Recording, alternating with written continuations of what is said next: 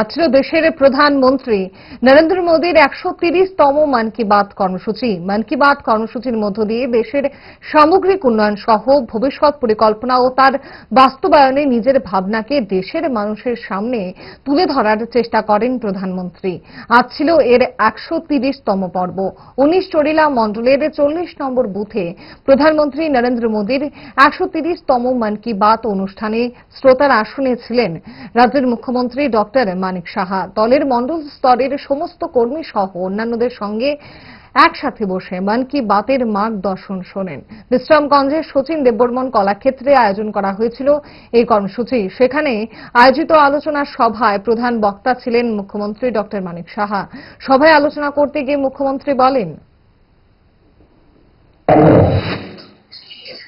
আমরা সবার সাথে ভালোভাবে থাকতে চাই, ভালোভাবে কথা বলতে চাই।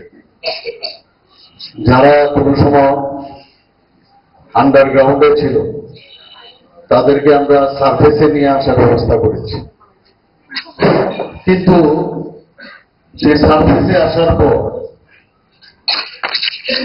যে মানসিকতা সে একই রয়ে গেল। আমি তাদেরকে বলবো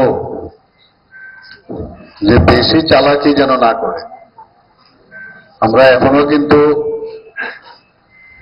ভালোভাবে কথা বলছি। আন্দোলনের নাম দিয়ে রাস্তা বন্ধ করে দেওয়া, আন্দোলনের নাম দিয়ে যেগুলো আগে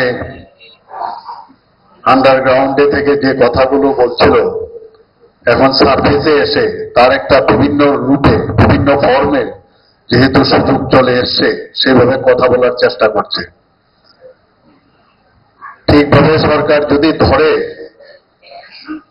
কাছের ঘরে থেকে ঢিল মারতে গেলে 10বার চিন্তা করতে হবে যে আমি কোন জায়গায় আছি।